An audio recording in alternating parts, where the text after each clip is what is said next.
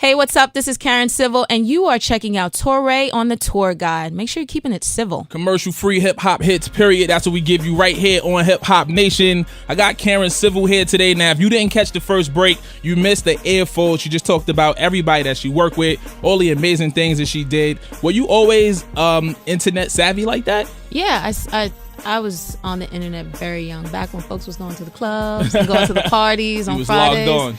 I was logged on. I had my AOL disc, and I used to put those hours in. I started with a Backstreet Boy website, then I created a fan site for J.D. Williams. I read that. I was ahead of my time in the social digital space, and I didn't know how to make money from it just yet. It was a hobby, so it took a couple of years, but I turned a hobby into a career. That's crazy. Yeah. What made it your passion? Was it just something that you were interested in, or did you see the potential in what it could grow to be?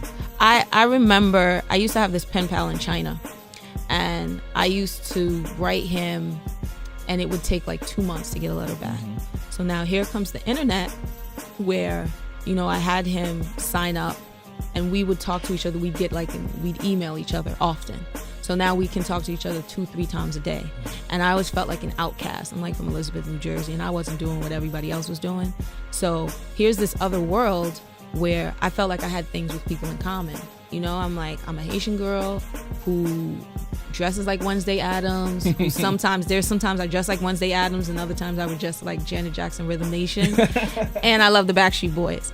So I found people on the internet who I had things in common with, and it was crazy because it was people from all over the world, and the fact that I could connect with these people this quickly, I was like, it was fascinating and intriguing to me. And I was like, I have to figure out a way to make money and turn this into a career. That's crazy. While most people on the net bullshitting, playing around, I probably had a computer too. I was probably in the AOL you did. You was chat doing room. the what was it? The ASL age. Yeah, I was doing age, sex, location. Station. I was trying to smash. My gateway computer came with a box of condoms. I used them all. It was that type of deal. Let's talk about the internet's effect on the music business and where you see it going and where you see it is now. I mean, it definitely, just like everything, it has its good and its bad. Because now you're able to discover an artist quickly.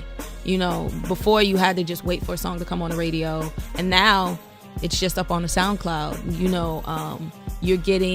You're that much closer to an artist. Before it was the artist, the label, the PR, and the fan club. You never really got to be so close. Now all you got to do is follow Rihanna on Instagram to see what she's doing all day. Indeed. So it definitely brings you much closer, but at the same time too, you see what's happening with folks treating it like this they diary. Yo, folks going breaking up with each other, exposing each other. How all your followers know you broke up with your girl before your girl know? Yeah, that's so crazy. That's the problem. It's just social media now is also becoming a diary. So as long as you use it correctly and you understand, like, this is a marketing tool, this is a business tool, this is not like Dear Diary, your personal moments. So it has its good and its bad. Absolutely. Let's get back into the music. You know what? We're gonna let Karen Civil play DJ. What do you want to hear? Anything out right now? Not out? I know you work with a plethora of artists. Oh yeah, definitely. I'm working with Nipsey now, so let's definitely get into that new Nipsey,